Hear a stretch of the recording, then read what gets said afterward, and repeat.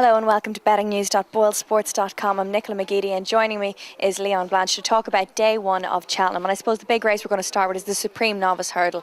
Last year the favourite Cousin Vinny was beaten, but Dunguib this year just looks tremendous, unbeaten. Is he going to win it? Yeah, I mean, he's the horse they all have to beat. On his last prep run before Cheltenham and Leopardstown, some people question his jumping.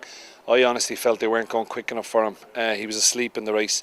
The best jump he produced in the entire run was at the last hurdle, and he pinged it, and he went by Ruby Walsh as if Ruby Walsh was stopped. He's going to be a very short price favourite on the day. I believe we're 13-8 on at the moment, so he certainly is one of the bankers for a lot of people. What I would suggest is that people look for a little bit of each way value. I know Nicky Henderson has been talking about his horse Oscar Whiskey. He might be an each way chance. My own fancy for the race each way would have to be Get Me Out of Here. Won a very, very valuable handicap at Newbury last time out. Showed tremendous acceleration after the last hurdle. I think if he goes to this race, I know he has an engagement in the 2 mile 5, which is the Neptune, but if he goes in the Supreme Novice, he'd be my each way selection. I can't put up too many reasons why you shouldn't fancy Dunguib, because he really does look to have everything. Yeah, okay. And then the second big day of Cheltenham, day one, would be the Arkle. So is it going to be Captain CB, or do you think Sizing Europe can challenge him? Yeah, well, Captain CB, of course, I mean, he's been to Cheltenham. He won a Supreme Novices hurdle there, so he'll have no problems whatsoever in terms of the race course. Sizing Europe also won a Greatwood hurdle, so he has experience there too. When they both met at Leopardstown, it was unfortunate that Captain CB fell at the last fence. Many felt that he would have beat Henry de Bromhead stable star, me included. And then we've also got to take into the account the English horse Summersby, trained by Henrietta Knight. Looks a really exciting young novice chaser. He's around about a 6-1 chance. Sizing Europe's at 13-2. The favourite is CB at 3-1. I'm going to stick with Sizing Europe. I just feel that they didn't go quick enough again.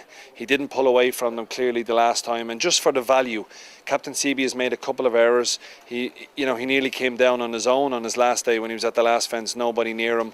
So I'd be a little bit worried about that. I'm going to stick with Sizing Europe each way at 13-2 for the Arkle. Okay, then the Champion Hurdle. There's a few horses that stick out to me. Solwit, I suppose we have Punjabi and Go Native. Who's the standout winner for you? Yeah, well, this is probably one of the most open Champion Hurdles I think we've had in many a year. Our favourite is Solwit.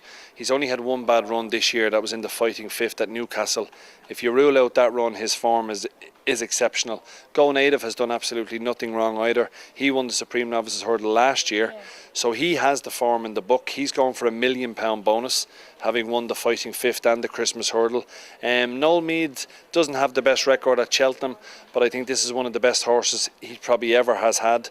Then if we look at the older generation, Punjabi, 9-1. Many people think he's still a good each way bet. He seems to produce his best runs at Cheltenham. Of the other horses, Celestial Halo can't have him whatsoever. He's done nothing since he won his first race this year. The younger horses, Kyber Kim, who won the Boyle Sports International, he does go well fresh, but this is a really, really strong test. Methermit for Alan King. He's an interesting runner, having beaten Punjabi in his last appearance. And Alan King's stable are in tremendous form. Coming to the festival at the right time with your string and form is always a big plus.